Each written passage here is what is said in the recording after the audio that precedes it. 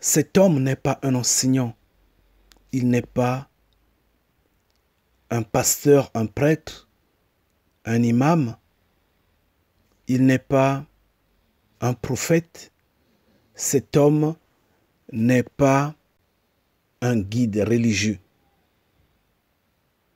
Non, mais il est plus que ça. Il est supposé être créateur vivant. Non, je rigole. Excusez-moi. Excusez-moi, je vous en prie. J'ai mal. Ça démange là. Mon cerveau est en train de démanger. J'ai vraiment mal, chers frères et sœurs. Cet homme est supposé être à la place du Créateur vivant, à la place du Créateur Yah. Cet homme est supposé être à la place de Mfumu Congo. Oui, le roi Congo. Non, c'est plus que blasphémer. Je ne sais comment l'exprimer. J'ai voulu comprendre parce que ça me dépasse l'entendement. Comment un homme qui est né sur terre d'une femme et d'un homme, un homme peut se glorifier, être à la place du Créateur vivant, peut supposer être lui le créateur de l'humanité, le créateur de toutes choses. Une personne qui ne connaît même pas sa date de naissance, lui-même, cet homme-là, ne connaît pas sa date de naissance. Il est né vers 1942, né vers 1942. Il ne connaît pas sa date de naissance. Mais si c'est lui vraiment le créateur vivant, il allait dire, je suis né à telle date. Avec certitude et exactitude. Mais lui ne connaît pas sa date de naissance. Il dit, né vers. Je ne voudrais pas lire sa biographie en entier, mais je me suis intéressé à une partie de sa biographie, tout en notant que, dans sa jeunesse, pendant qu'il était enfant, encore à l'école primaire, je pense bien, il était tombé malade, une longue maladie, gravement malade pendant une longue période. Oh Père, le Créateur vivant tombe malade pendant une longue période. Et où? Pas dans les cieux, mais sur terre. Et qui va le soigner? Les hommes impurs, ceux qui sont dans le péché. Peut-être des féticheurs, peut-être des pasteurs, peut-être des médecins, des hommes impurs qui vont l'aider, qui vont le soigner. Ça fait rire. Sa progression. Je ne voudrais pas parler de ce que il va perdre son père. Et son père, avant de mourir, va lui confier dans les mains d'une personne, sûrement parent, qui était tailleur de fonction, de formation. Et lui de même va apprendre la couture. Quelque temps plus tard, étant donné qu'il était intelligent, il ne va pas se lasser de lire. Il va continuer à lire, à se perfectionner sur les études, parce qu'il avait abandonné les études en étant au CM2, si je me souviens bien. Et il va avoir un diplôme qui va lui donner cette chance-là de devenir infirmier. Et il quitte le village de Kiboussi, là où il vivait, pour la capitale. Vous connaissez bien que souvent je n'aime pas appeler Je n'aime pas nommer la capitale de ce petit pays parce qu'en fait, c'est diabolique ça. Kibossi est un village, comme Goma Tetse, là où il était né. Ce que j'ai retenu dans sa biographie, ce qui est intéressant, c'est que il démissionna pour s'intéresser à la vie de bûcheron. Donc après, il démissionne de la médecine pour devenir bûcheron. Bûcheron, c'est des gens qui sont en rapport avec des forêts, soit ils coupent les bois, soit ils font les planches, je ne sais pas, mais néanmoins, ils sont en rapport avec les forêts, les trafics de je ne sais pas quoi et quoi. Je ne maîtrise rien là-dedans. Au cours de ces étapes, monsieur, donc en fait, de toutes ces étapes-là, de l'école primaire, en passant tailleur ou couturier, je ne sais pas, en allant à l'hôpital étant infirmier, en devenant bûcheron, il progressait dans ces étapes-là. Ce monsieur progressait dans ces étapes-là. Au cours de ces étapes, il progressait aussi en spiritualité. Il progressait aussi en spiritualité jusqu'à parvenir à l'épanouissement qui l'amena dès 1971 à aider efficacement l'humanité souffrante.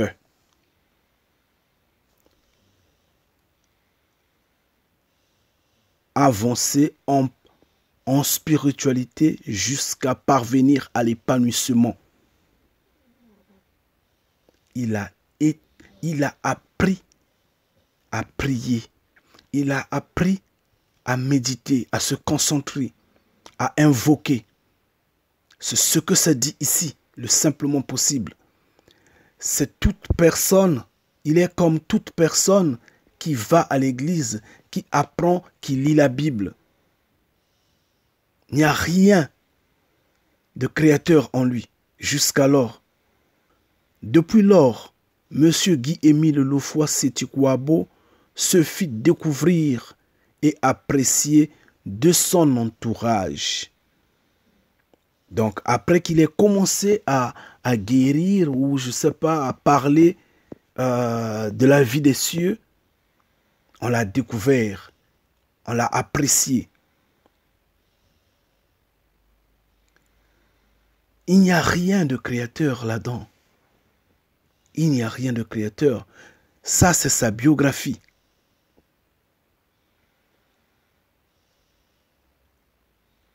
C'est sa biographie. C'est sur Internet. Je l'ai lu. Et la dernière partie qui va m'intéresser, c'est quand on dit « Son amour pour les autres sera le point de départ de son dévouement et de sa consécration pour tous ceux qui avaient besoin de se faire aider spirituellement et qui étaient désireux de connaître la parole du Créateur vivant. » C'est ainsi que, plus tard, il découvrira que le Créateur vivant l'avait choisi pour assurer cette noble et délicate mission. Cette mission, il l'a reçue de façon miraculeuse devant M. Joachim Nkunku, un de ses amis de religion salutiste comme lui-même, et qui lui aussi s'intéressait à la vie spirituelle. M. Nkunku, en effet, vit à Mukondo, un quartier de la ville capitale.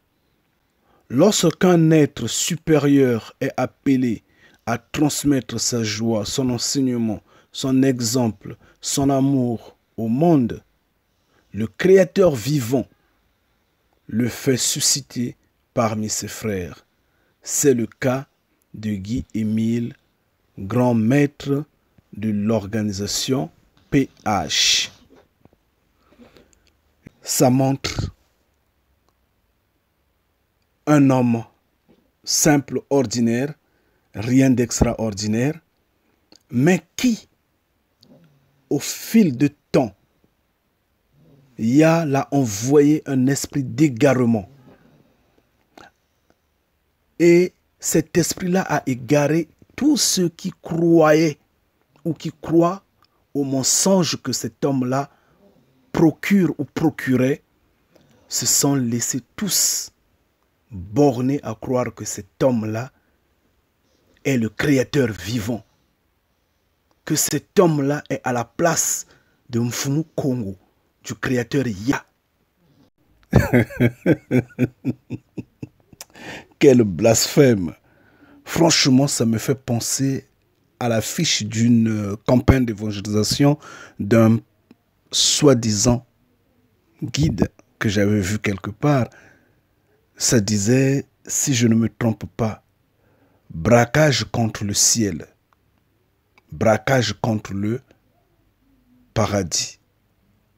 Campagne d'évangélisation contre le braquage du paradis. Quelque chose de ce genre, je m'en souviens totalement plus. Mais ça, c'est un coup de force contre Mfumu Mpungu. Et heureusement que nous savons que le Créateur vivant vit dans les cieux. Heureusement que nous le savons. Même Mwandansemi n'est pas arrivé à ce point. Il n'est pas arrivé à ce stade. Lui, au moins, il s'est limité comme tout le monde à fantasmer, à vouloir se passer pour un puissant, le plus puissant de tous, en fomentant des incarnations en incarnations, disant que c'est lui qui était Mohamed, c'est lui qui était Moïse, c'est lui qui était Bouddha, c'est lui qui était Krishna, c'est lui qui était Jésus-Christ, bien sûr, en leurs termes religieux, et qu'il était venu pour reconstruire, rebâtir un État noir, notamment l'Afrique. Je ne sais si c'est l'Afrique centrale ou si c'est l'Afrique tout entière, mais néanmoins, qu'il doit le faire parce que c'est sa mission, parce que c'est lui que le Créateur vivant a béni, a envoyé. De toute façon, il n'était même plus question de l'envoyer parce que c'est lui la réincarnation de tous ces grands prophètes qui étaient passés. Mais nous nous sommes juste rigolés, nous disons c'est juste la folie des humains comme nous voyons. Ceux qui s'autoproclament et qui avancent dans leur aveuglement. Mais jamais il n'a osé, avec tout ce monde qui était derrière lui, avec l'influence politique qu'il avait, il n'a jamais osé dire que je suis le Créateur vivant. Il a gardé sa bouche ferme, au moins. Maintenant, s'il avait dit en passant, ça je ne connais pas. Ça je ne connais pas.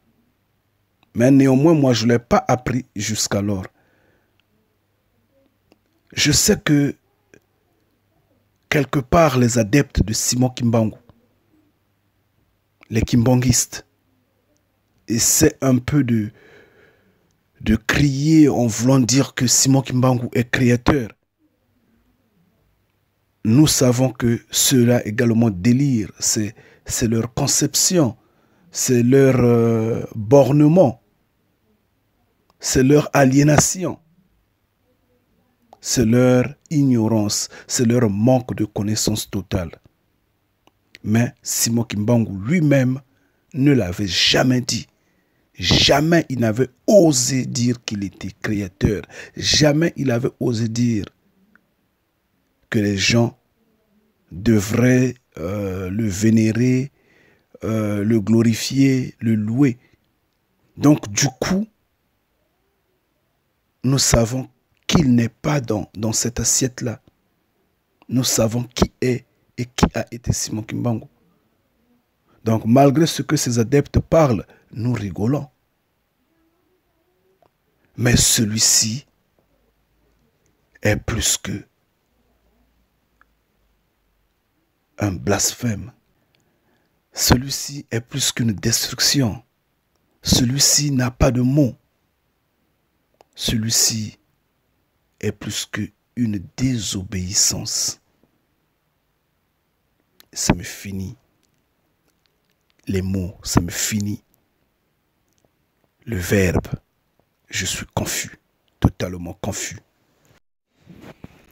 Nous savons que le Créateur vivant, Mfumu Kongo, Mfumu Zola, Mfumu Tulendo, vit dans les cieux. Et quand il vient sur terre, ou quand il venait sur terre, la terre tremblait. Il y avait du feu. Il y avait des tremblements. Nous, c'est ce que nous savons. On l'a vu dans une nuée rapide. Oui, il est dans les cieux. Mais cet homme, soi-disant créateur, vit au village. Au village, pas dans un palais non plus. Et quand il marche, rien ne tremble. Il passe là, inaperçu, on ne reconnaît pas qui est là. Il ne fait trembler rien. Il est au village. Et pour parler à ses adeptes, ces créatures, il leur envoie des cassettes vidéo ou des cassettes audio qu'il fait. Mais et pourtant, c'est lui le créateur. Ça allait être l'occasion de parler par télépathie à tous ces créatures. Tous au même moment, à l'instant. Ce serait le moment d'exploser sa puissance, de se faire connaître. Réellement, il est en train de développer la force d'un créateur vivant. Nous, on a vu le créateur vivant visiter Abraham. Il a marché. Oui. Pendant qu'il parlait avec Abraham, quand Sarah a boudé dans ses pensées, a douté, le créateur vivant a dit non. Pourquoi tu remets en question ce que je suis en train de dire? Le créateur vivant a capté les pensées de Sarah. Comme il a transmis la peur au roi de Babylone, comme il a transmis ses pensées à Pharaon. Mais pourquoi lui ne peut pas le faire? Pourquoi? Nous allons voir un peu comment et à quel point, à quelle dimension ceux qui le suivent sont vraiment non fanatiques, non bornés, mais vraiment des morts.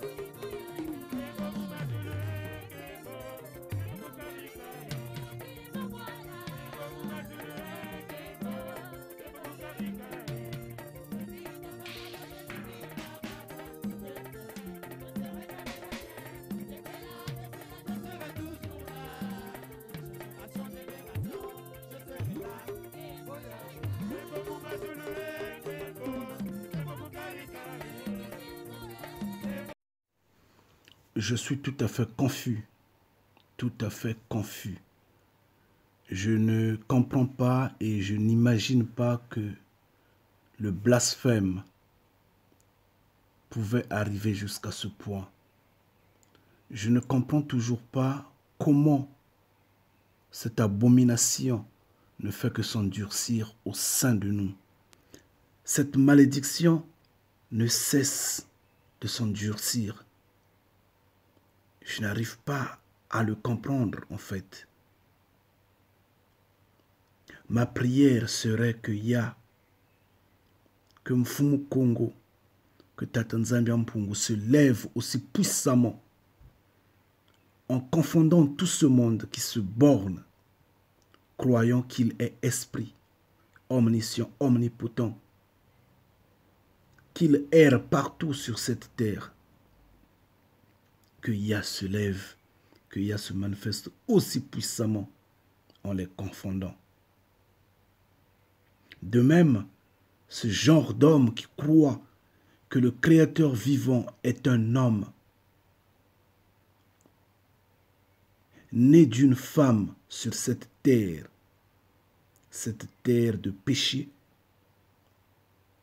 un homme sur cette terre de péché qui est en train de souffrir, qui est égaré dans une région, une partie de cette terre-là, ancrée dans des batailles, dans des guerres, dans des tueries, dans des viols, dans des braquages. Le Créateur vivant, un homme de la terre qui vit dans une dictature qui est la plus cruelle de la terre actuellement, dans une prison à ciel ouvert. Non, que le Créateur vivant puisse sortir ce peuple de l'ignorance. Oui, qu'il puisse sortir ce peuple de l'ignorance. La région du Poul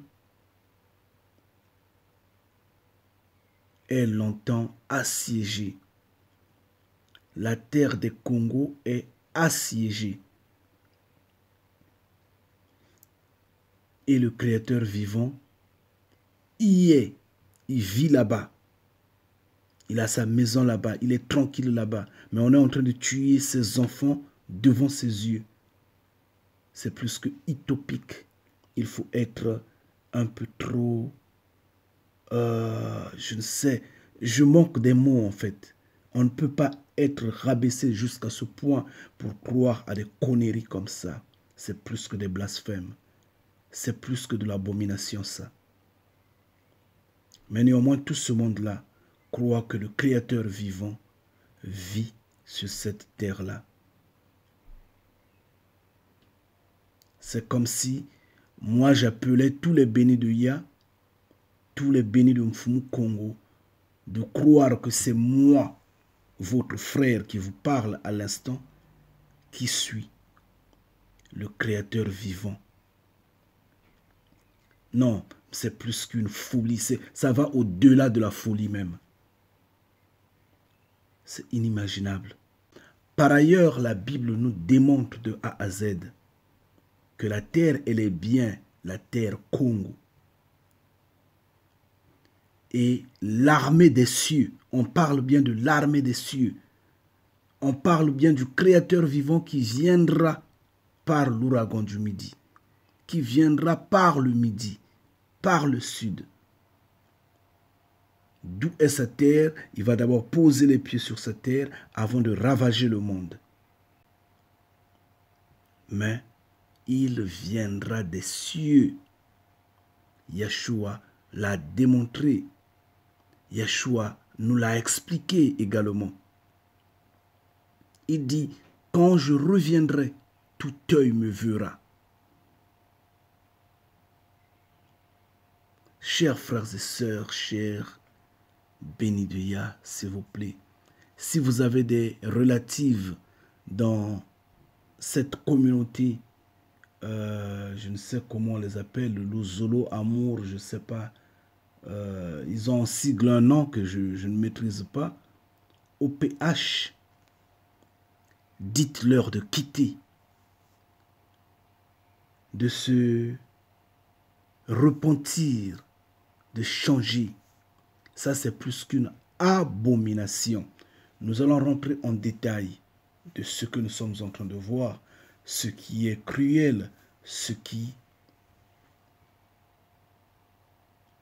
me finit la force, en fait. Nous ne sommes pas obligés de parler de ça, puisque c'est des religieux. Ils sont dans le même sac que tout le monde. Parce que nous savons que la religion n'est pas du Créateur vivant. La religion n'est pas de Yah. La religion n'est pas de Mfumunzambi Mpungu. Nous le savons. C'est des manifestations d'hommes. C'est des hommes qui se rassemblent dans l'intérêt de dominer, d'exploiter les autres. C'est tout. Nous savons que la vraie religion, elle est spirituelle. C'est pourquoi l'on dit prier dans le secret. Parce qu'il y a le Créateur vivant se manifeste dans le secret. Donc, ce que eux ils sont en train de faire, ils sont en train de faire de l'abomination. Yeshua disait, tous ceux qui prient en public, tous ceux qui prient aux yeux du monde sont hypocrites. Ces hommes-là sont des hypocrites. Et ça se démontre parce que dans Lévitique 10, du verset 8 à 10, Yah nous donne une recommandation. Et la recommandation, elle est ferme. Yah dit ceci. Je veux pouvoir le lire dans sa grandeur. L'Éternel parla à Aaron et dit, quand nous voyons Aaron, nous voyons les Lévites. Quand nous voyons les Lévites, nous voyons tout ce qui, aujourd'hui, bien que les Lévites se sont vus ôter le pouvoir par Yeshua, mais néanmoins, il est resté l'image de Lévite comme serait tout ce qui est soi-disant enseignant, guide et autres. Donc, il a dit à Aaron, tu ne boiras ni vin, ni boisson enivrante, toi et tes fils avec toi. Lorsque vous entrerez dans la tente d'assignation, de peur que vous ne mouriez, ce sera une loi perpétuelle parmi vos descendants. Et il continue au verset 10, afin que vous puissiez distinguer ce qui est saint de ce qui est profane, ce qui est impur de ce qui est pur.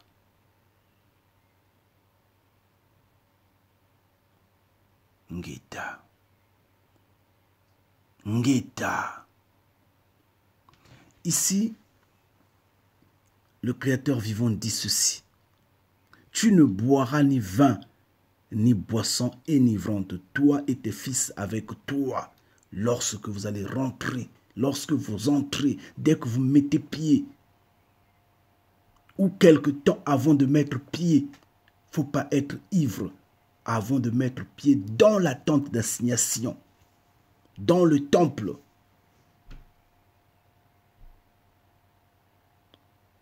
À l'assemblée, au rassemblement, à toute manifestation qui couronne mon nom, ma grandeur, pour que vous ne puissiez pas vous perdre de telle sorte que vous ayez toute force, tout jugement, tout bon jugement de distinguer ce qui est bon et ce qui est mauvais, ce qui est profane et ce qui est saint, ce qui est impur et ce qui est pur. Mais est-ce que ces hommes qui sont soi-disant en train de louer le Créateur vivant, ironie du sort, un créateur qui vit dans la région du Poule. La région du Poule qui est siégée depuis des décennies par le pouvoir dictatorial de ce petit pays. Cette petite terre qui est restée la marque de l'esclavagisme, de la colonisation. Cette petite terre qui continue de porter le nom de son agresseur. Notamment la capitale de ce pays-là porte le nom de son bourreau. De cet esclavagiste-là. J'ai même horreur de prononcer ce nom. Et eux, ils adressent des prières à ce créateur-là, soi-disant, qui vit dans la région du Poule, dont même le village est siégé. C'est vraiment triste, hein?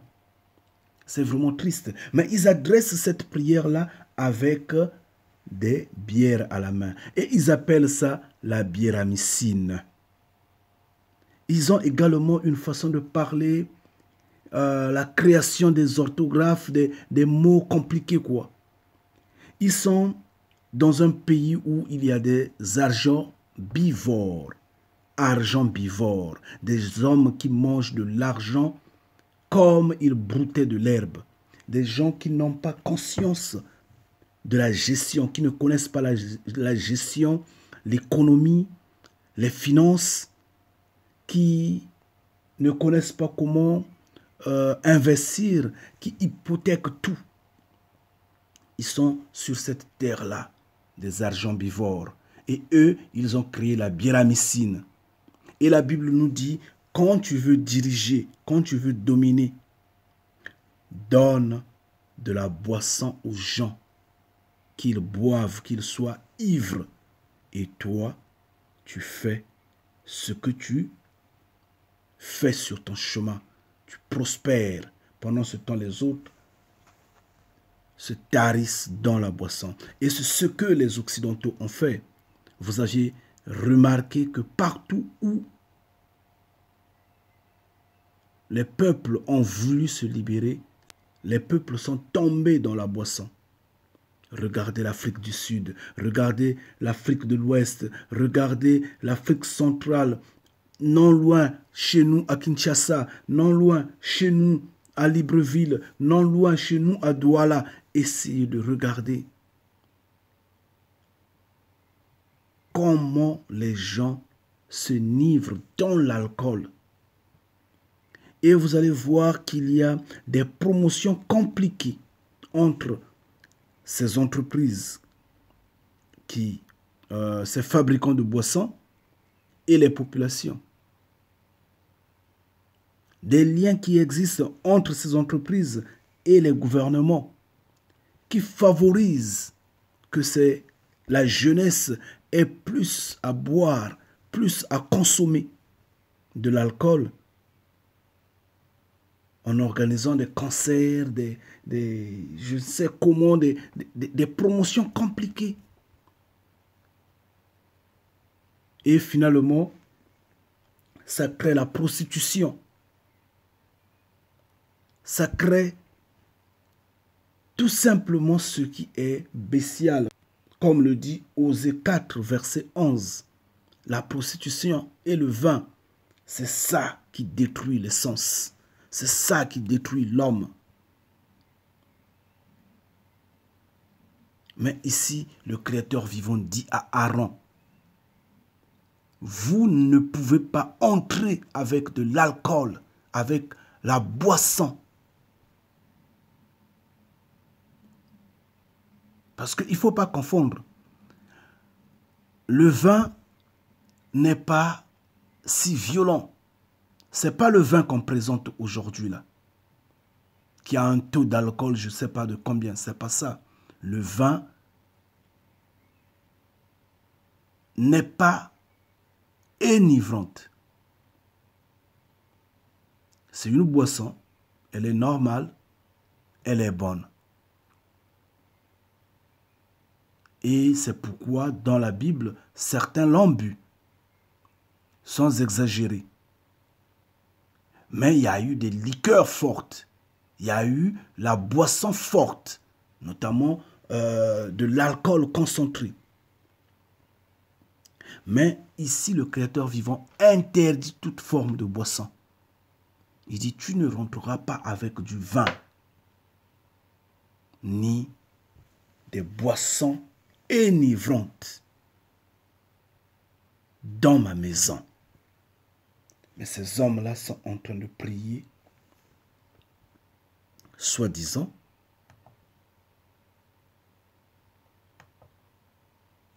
finalement, à qui ils sont en train d'adresser ces prières-là? Point d'interrogation. Nous le savons, eux-mêmes ils le disent. Ces prières ne sont pas adressées au Créateur vivant qui est dans les cieux. Nous savons que le Créateur vivant est dans les cieux. Nous le savons. Psaume 115, verset 3, nous le dit. Le Créateur vivant est dans les cieux. Psaume 123, verset 1, nous le dit. Le Créateur vivant est dans les cieux. Jérémie 14, verset 17, le démontre. Et Éphésiens 5 nous dit quoi? Éphésiens 5, verset 18, nous dit ceci. Je vais le lire au nom de Mfumu Kongo. Ne vous enivrez pas de vin, c'est de la débauche. Soyez au contraire remplis de l'Esprit, l'Esprit Saint. Maintenant, ceux qui sont en train de prier, ne s'enivrent-ils pas de la débauche, bien qu'à force de danser, de sautiller, ça fera qu'ils ne soient peut-être pas ivres. Mais le spectacle, est-ce que c'est celui-là? Est-ce que c'est celui-là le spectacle? Non, nous ne pensons pas. Nous allons dans Ézéchiel. Ézéchiel 44, verset 21. Le Créateur vivant insiste, dit, aucun d'entre vous, les sacrificateurs. Oui, c'est cela. Si j'ai bonne mémoire, ne pourra boire du vin lorsqu'il entrera les parvis intérieurs. Aucun sacrificateur ne boira du vin lorsqu'il va rentrer dans le parvis intérieur. Dans Ézéchiel 44, verset 21, le Créateur vivant insiste, aucun sacrificateur ne boira du vin lorsqu'il va entrer dans le parvis intérieur. Mais est-ce que ce qu'ils sont en train de faire, c'est pas être dans le parvis intérieur? Ils sont en train normalement de louer, non? Le Créateur vivant. Mais il faudra les comprendre, ces hommes-là.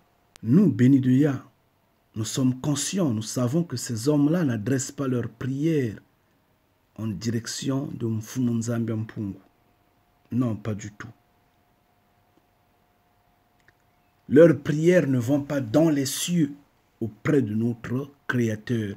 Leurs prières s'arrêtent sur terre au niveau du poule. Et Yah les a envoyés un esprit d'égarement afin de croire en ce qu'ils entendent, en ce qu'ils voient, et ils se bornent. Oui, c'est l'amusement qui les intéresse. Ils vont là-bas, ils chantent, ils boivent, ils dansent. Ils font et prostitution et adultère et impudicité et toutes ces saletés, ces abominations, ils les font entre eux. Ils sont contents. Ils se tirent la gloire entre eux. Mais ces prières ne vont pas dans les cieux. Maintenant, ce qui m'a choqué dans tout ça, c'est le fait que j'ai vu des enfants qu'on est en train de donner de la boisson. C'est ce qui m'a fait mal. Des nouveau-nés, des petits-enfants de 5-10 ans. Je me souviens bien, en 2015, j'étais dans ce petit pays. Quand j'étais revenu, j'ai crié au scandale de ce que j'avais vu des petits-enfants d'avant 10 ans dans des boîtes de nuit, dans des bars, en train de boire de l'alcool, en train de danser, soi-disant que c'était la fête diabolique de la Noël. J'ai crié au scandale de ça. J'ai trouvé qu'il n'y avait plus de moralité dans ce petit pays-là. Mais également, ce film-là que mon frère Rodrigue m'a envoyé m'a intrigué, m'a fait très mal. Je suis resté très choqué parce que nous espérons sur cette jeunesse-là. Mais eux, ils sont en train de polluer cette jeunesse-là. Ils sont en train de donner de la boisson à cette jeunesse-là en voulant passer par le soi-disant petit créateur vivant sur la terre, né d'une femme, d'un père et existant, vivant sur une terre détruite, déchaînée par des guerres. Et qu'est-ce qu'il sait s'il était déjà mort? Qu'est-ce qu'il le sait s'il est déjà décédé sous les balles? Puisque personne ne le voit. Qui ira au pool là-bas le visiter pendant que ça crépite? Pendant qu'on est en train de violer, on est en train de tuer des gens. Donc il ne faudrait pas qu'on trompe les gens. Mais soyons réalistes. Qu'est-ce que Timothée nous dit? Timothée va longtemps nous parler. Nous allons commencer par 2 Timothée 3, verset 5. Il nous dit ceci.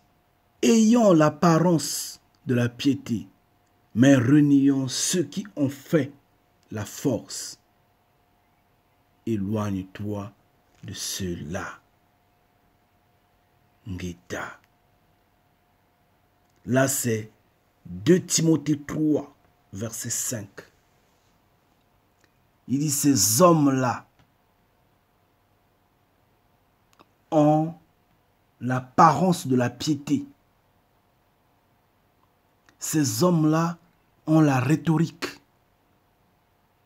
Ils se passent pour des saints. Mais ils renient ce qui fait la force de la foi. Ce qui fait la force de la vie. Ils renient le Créateur vivant. Éloigne-toi de ces hommes-là. Sortez du milieu d'eux, mes enfants. Des cieux y a cri. Ces mouvements-là, ils devraient, normalement, les gens devraient s'éloigner de là. Et il continue, il dit, mais ils ne feront pas de plus grands progrès, car leur folie sera manifeste pour tous, comme le fut celle des 2 hommes. Ngita. Chers frères et sœurs, là c'est au verset 9.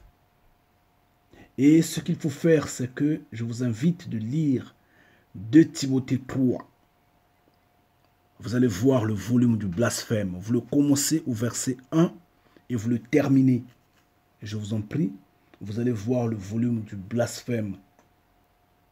Comment ces hommes-là se lèvent et se dressent contre le Créateur vivant. Parce que nous sommes dans les derniers jours. Il y aura des temps difficiles. Et des égoïstes seront là. des fanfarons, les ennemis du bien, les ivrognes, ils seront là. Et ils vont tromper, ils vont s'introduire dans les maisons et ils vont emmener des familles entières en captivité. Ce sont ces hommes-là. Cependant, nous avançons, nous allons dans Timothée 4 au verset 3. On nous dit ceci, au nom du Créateur vivant, au nom de Mfumu Kongo qui est dans les cieux. Car il viendra un temps où les hommes ne supporteront pas la saine doctrine, mais ayant la démangeaison d'entendre des choses agréables, ils se donneront une foule de docteurs selon leurs propres désirs, détourneront l'oreille de la vérité et se tourneront vers les fables.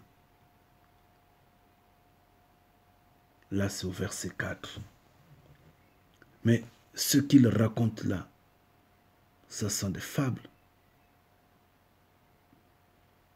Ça laisse dormir, franchement.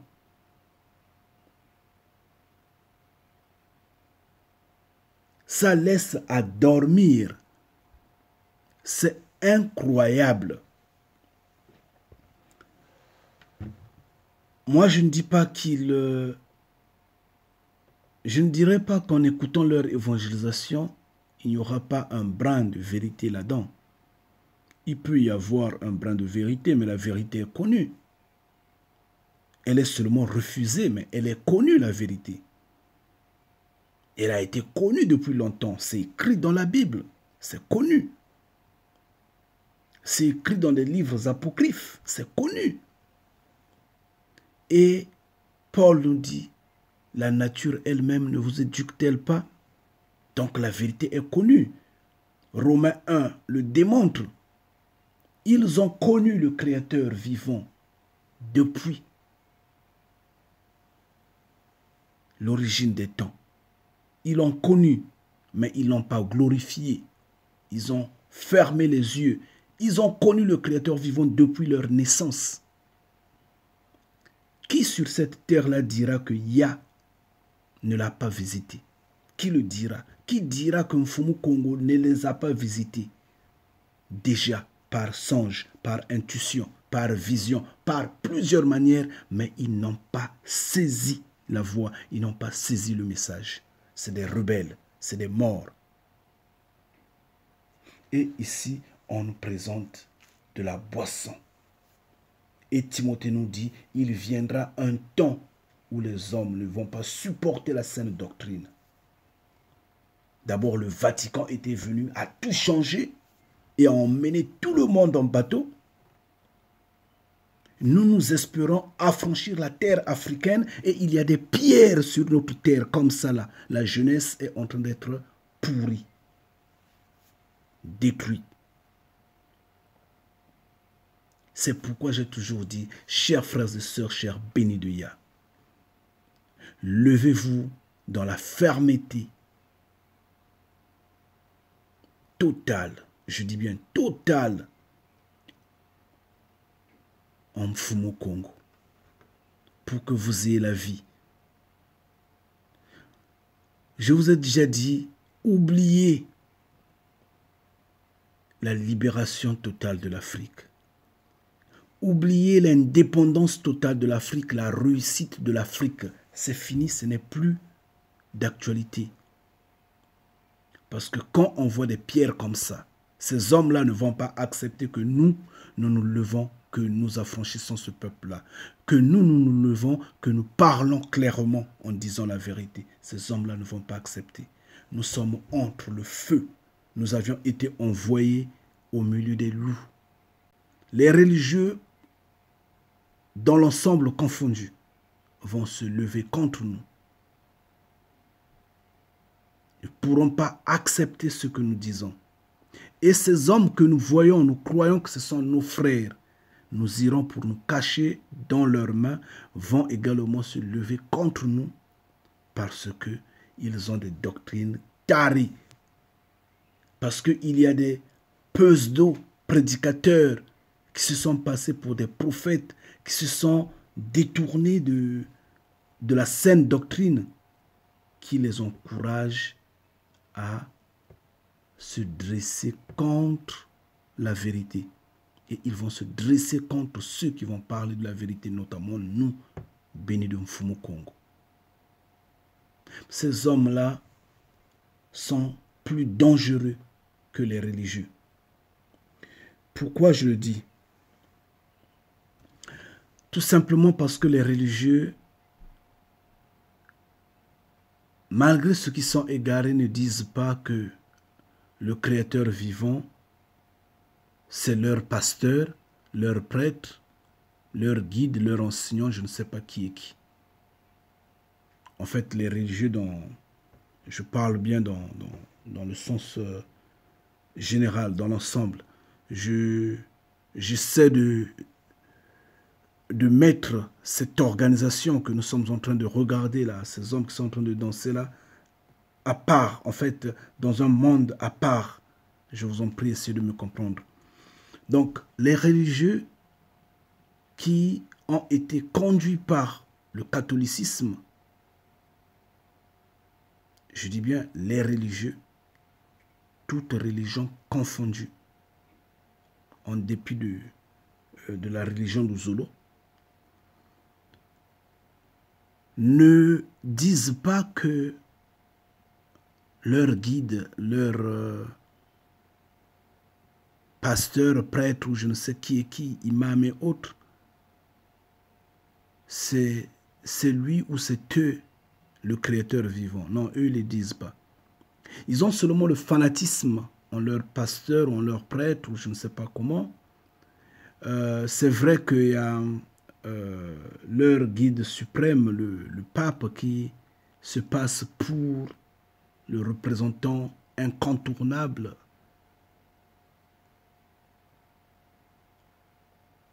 de leur soi-disant esprit omniscient, omnipotent, ce Dieu imaginaire sur terre. Bon, c'est normal. Ça, c'est normal. Et nous crions au scandale de cela, nous rigolons, nous passons. Mais ces hommes-là ont poussé le bouchon loin. On a déjà vu des gens qui sont venus, qui ont dit que moi je suis le Messie. Nous regardons, nous acclamons. La personne dit qu'il est Messie. Nous écoutons ce qu'il raconte et nous jugeons. Des gens comme les Mwandansemi et beaucoup d'autres, on les a écoutés. On les écoute. Et on rigole. Mais quand quelqu'un vient et dit c'est moi le Créateur vivant, ah non, là ça devient un problème. Ça devient un problème. Et il y a des gens qui se lèvent, qui le croient, qui le suivent. Non. Mais il faut d'abord commencer ce Créateur-là à aller déjà invincer la dictature qui est au Congo. Franchement. Comment l'obscurité et la lumière cohabitent ensemble? Comment? C'est une impossibilité, ça. Ouvrez les yeux, quittez cette assemblée-là, cette église-là, ce mouvement-là. Il n'est pas juste, il n'est pas normal. Je suis en train de manquer des mots, de qualifier ces hommes qui sont en train de courir derrière ce pseudo créateur qui vit dans un village assiégé par les miliciens armés. Dans ce village où l'on viole, l'on pille, l'on détruit tout, dans cette région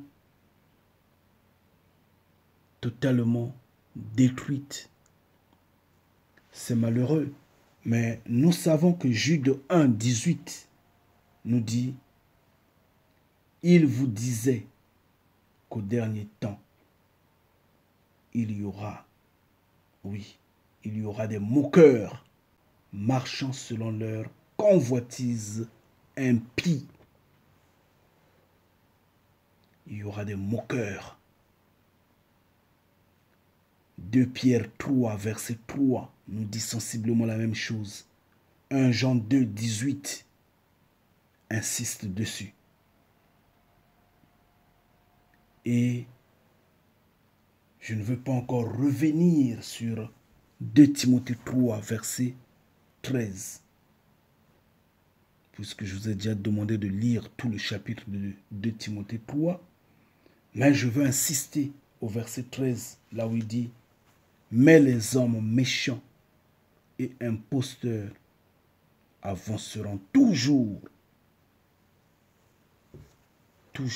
et plus dans le mal.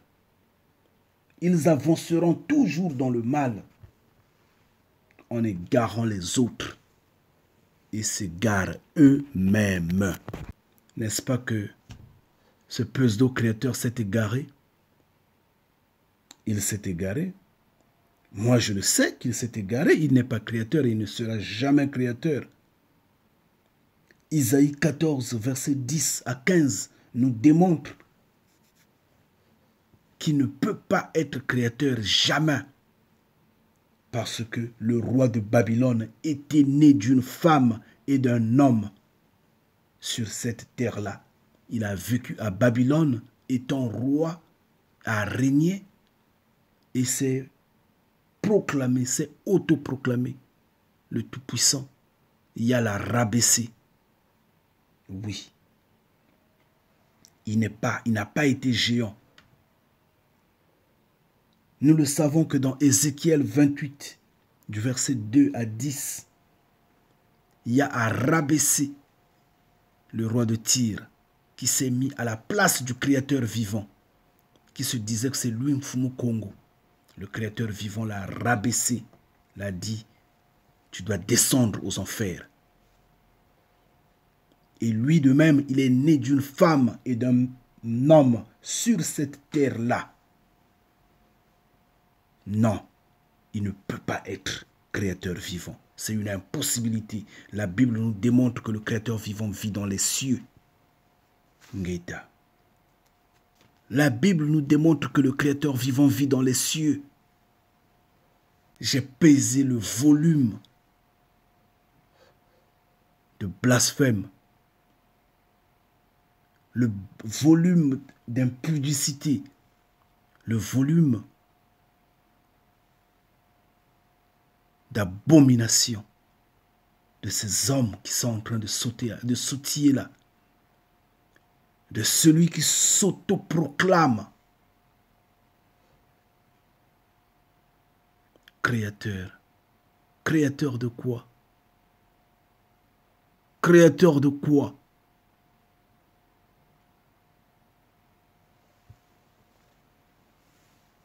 Non. Soyons réalistes.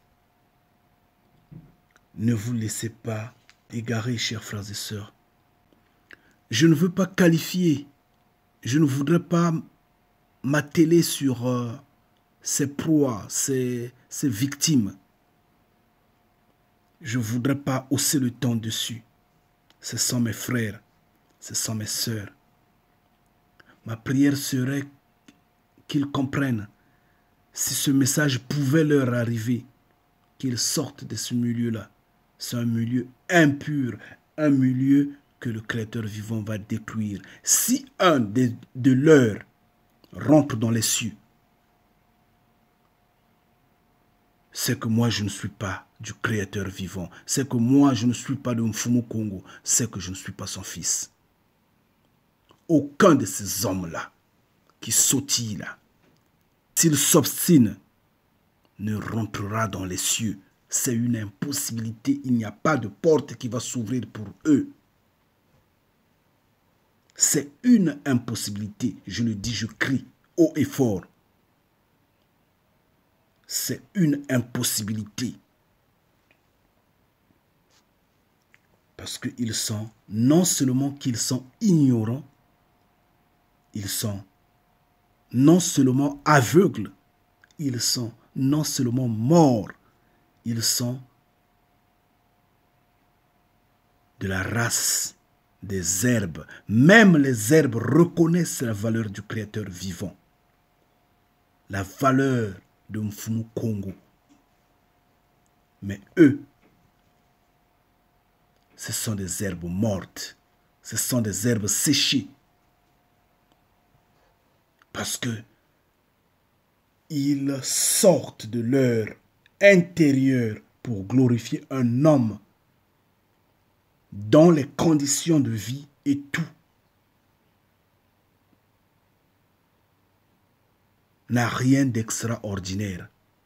C'est pas normal. Qu'il soit envoûté ou pas, un homme se rendra compte que le Créateur vivant est dans les cieux. Même les religieux que nous, bénis de Yah, nous attaquons tous les jours, lesquels nous critiquons, nous rigolons, sur qui nous rigolons. Ceux qui sont brûlés, qui croient qu'il est esprit omniscient, omnipotent, qu'il erre sur cette terre-là, parfois se disent, il est dans les cieux. Parfois, ils le disent.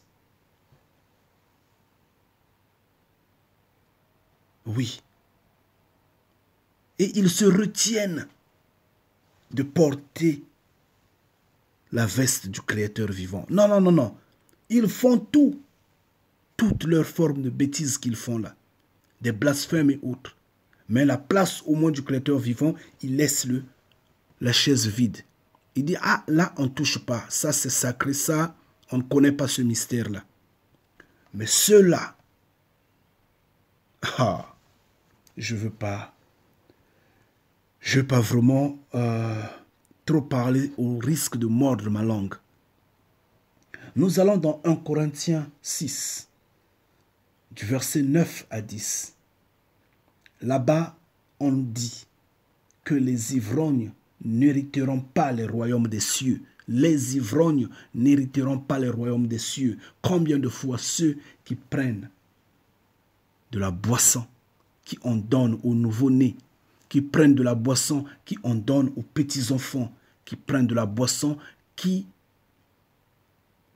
soi-disant, au cours d'un culte, s'enivrent de la boisson, la biramycine, n'importe quoi. Franchement. Dans Tite 2, au verset 3, on dit que les femmes âgées ne soient pas adonnées à beaucoup de vin.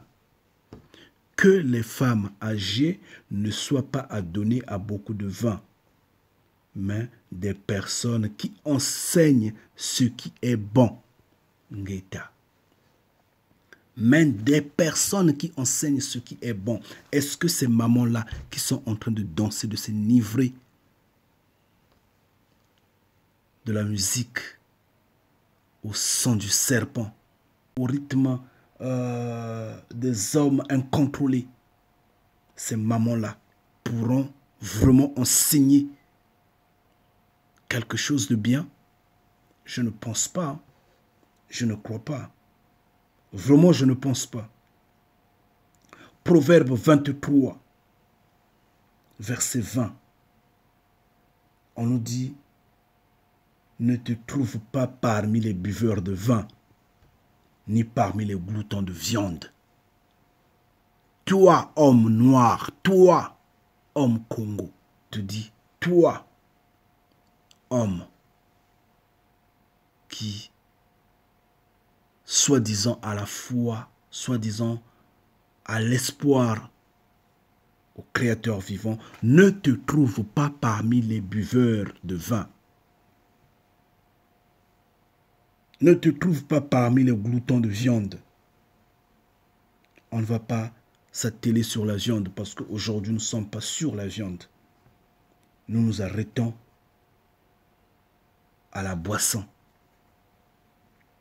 Mais eux, ils sont dans la boisson même. La biramycine. 1 Timothée 3, versets 2 à 3. Que l'enseignant ne soit pas ivrogne. On nous dit que l'enseignant Oh Père, que l'enseignant ne soit pas ivrogne. Ne touchez pas à l'alcool. Proverbe 20, verset 1, nous dit, le vin est moqueur, la boisson enivrante est agitée, et tout homme qui se laisse égarer par cela n'est pas sage. Ces hommes-là sont en train de boire, sont en train de danser, sont en train de prier. Je pense et je suis rassuré qu'ils ne sont pas sages. Malgré tout, ce n'est pas la forme d'être humain protégé ou caché par les habits qu'on a mis sur le corps, caché par la peau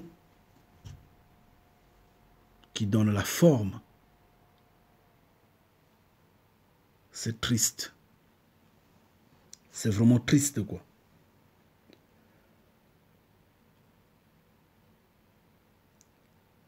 Isaïe 28, verset 7,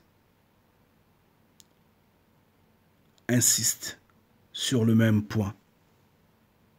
Osée 4, verset 11, je crois bien que j'en ai déjà parlé, la fornication, le vin et le vin doux.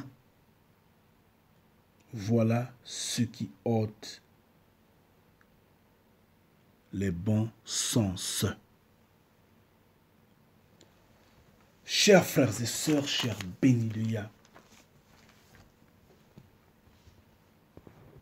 voyons cette femme-là qui est en train de prier.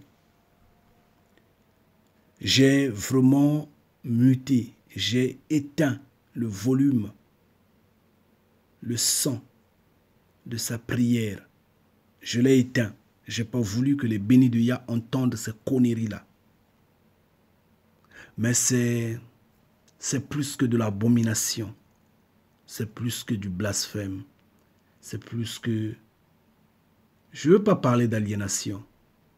Parce qu'il n'y a rien d'aliéné là-dedans. Il n'y a rien d'ignorance là-dedans.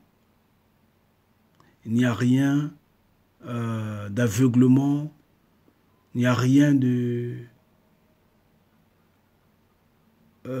manque de jugement là-dedans. Il n'y a rien de discernement là-dedans. Mais là-dedans, c'est une question de mort. C'est une question de manque de sens. Totalement. C'est des morts. Et je n'ai pas voulu que les bénis de Yah, les bénis de Mfumu Kongo entendent cette prière-là. Mais cette femme-là est en train de faire une prière, en train d'adresser une prière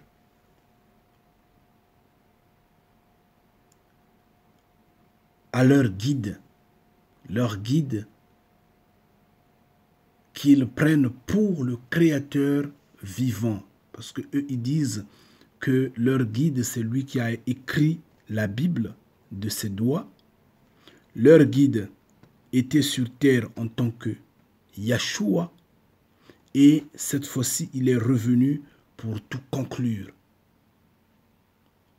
C'est ce qu'ils disent. Donc, leur guide est éternel et il vit à perpétuité. Nous savons que non, c'est faux. C'est tout. Il n'y a pas de débat là-dessus. C'est faux et ça ne marche pas et ça ne pourra jamais marcher ainsi. Cependant, elle est en train d'adresser la prière. Donc c'est comme si les bénis de Yah m'adressent la prière. Ce qu'elle est en train de faire, elle est en train de prier au nom de ce monsieur-là. Je ne veux même pas citer son nom, quoi, ça me révolte. C'est comme si le béni de Yah s'agenouille ou s'assoit ou je ne sais dans quelle position et dit « Père créateur, Tata Nzambi Ampungu, Mfumu Zula, Mfumu Toloindo, Mfumu Kongo. Toi, Olivier Samba, pour les uns. Toi, Ray Sight, pour les autres.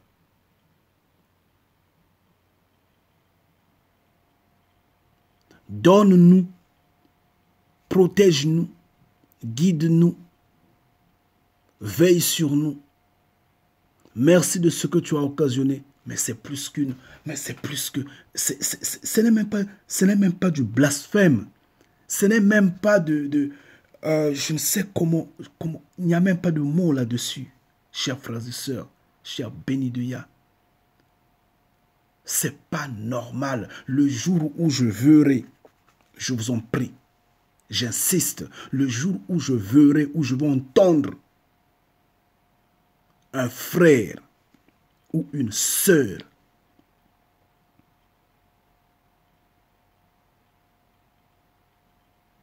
s'atteler sur ma personne. Par exemple, utiliser mon image, ma photo. En fait, en la vénérant ou l'encadrer, l'exposer quelque part, faire de telle sorte que vouloir donner la gloire autour de ma personne. Ce jour-là, ma colère va s'exploser sur cette personne-là et cette colère-là sera exaucée dans les cieux. Parce que ce n'est pas normal. C'est plus que du blasphème. Toutes les chansons que ces hommes-là sont en train de chanter, il y a le nom de ce monsieur à l'intérieur. Donc, ça va au-delà du culte de personnalité. Les foulards qu'ils ont portent sa photo. Les marinières, sa photo. En fait, son image, hein, je voulais bien dire. Les pagnes, son image. Les banderoles, son image. Son nom, partout. Donc, dans leurs lèvres, il n'y a que son nom. Et pour eux, c'est lui le Créateur vivant. Nous n'en disconvenons pas. Nous, on ne peut pas être jaloux de ses mérites, de sa conquête. Mais c'est une conquête de mort. Ça n'a pas de vie. Sortez du milieu d'eux, chers frères et sœurs. Ceux qui ont des parents qui sont dans ces organisations-là, je vous prierai de leur faire parvenir ce message-là. Mon message, mon adresse, mon appel à leur repentance. Qu'ils prennent la Bible, qu'ils s'asseyent, puisqu'ils disent que leur soi-disant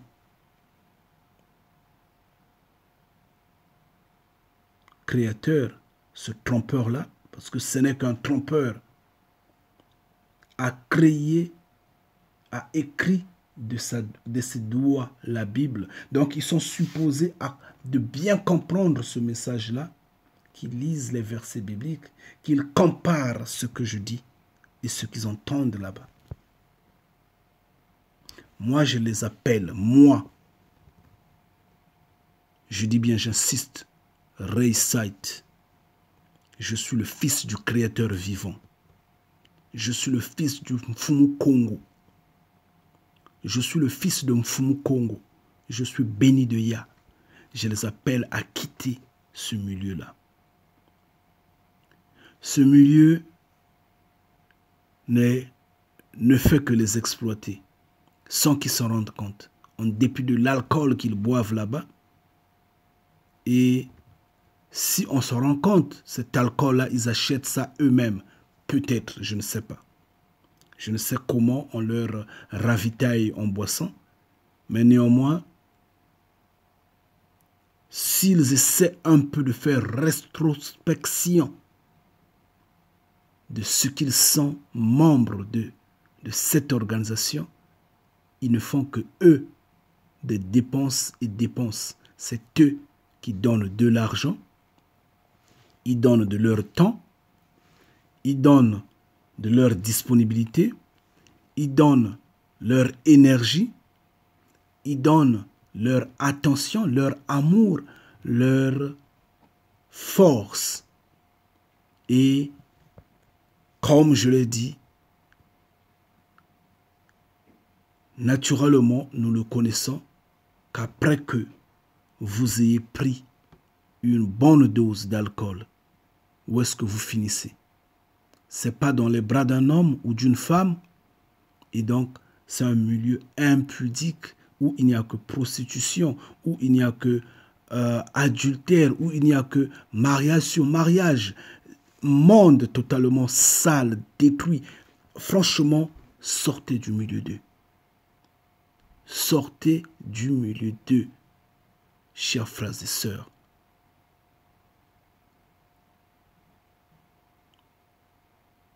C'est comme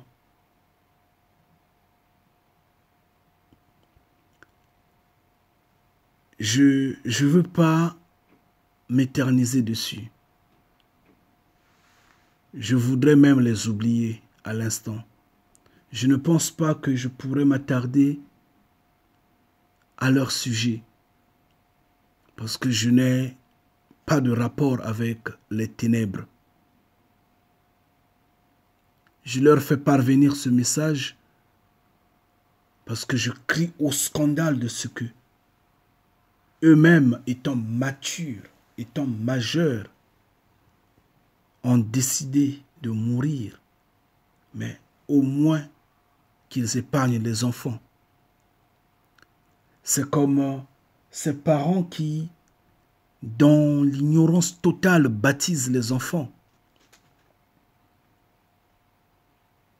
Eux-mêmes, ils sont partis dans leur mouvement religieux, je ne sais pas, catholique ou église de réveil, je ne sais comment, quoi.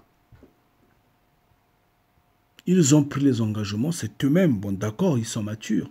Mais ils prennent également les petits-enfants sans leur consentement et les mettent devant les faits accomplis tels être baptisés. Et on baptise les enfants sans leur consentement. C'est plus que de l'abomination. Et c'est ce que je suis en train de voir. On est en train de donner de la bière aux enfants. Mais ces hommes-là devraient passer devant la justice de la terre avant que la justice du Créateur vivant n'intervienne. Ils devraient être arrêtés normalement. C'est des criminels. Parce qu'ils ignorent ce qu'ils sont en train de faire. Ce qu'ils sont en train de s'aimer en fait. Ils sont en train de s'aimer les pierres, les cailloux, les épines qui vont nous rendre la vie difficile demain. Parce que nous voudrons que l'homme noir, l'homme africain soit affranchi, soit libre. Parce que vous ne vous connaissez pas. C'est vous les vrais fils du Créateur vivant. Si je parlais en termes hébreux, c'est vous les Hébreux, les Congos. Et vous laissez borner comme ça, vous laissez égarer comme ça, vous laissez perdu comme ça. Ça me révolte. Ça me révolte. Et j'ai une colère saine à l'instant T. Oui. Une colère. Et j'aurais souhaité que le Créateur vivant, que mon Père des cieux l'exauce. Oui. Qu'il exauce cette colère-là et qu'il se manifeste face à tout ce monde-là qui croit en ces conneries-là, qui s'égarent malheureusement. Toutes les fois que le Créateur vivant vous guide, toutes les fois qu'il demeure l'alpha et l'oméga, toutes les fois qu'il vous donne la connaissance. Sortez du milieu d'eux, chers frères et sœurs. Je vous en prie. Restez bénis. Ngeta.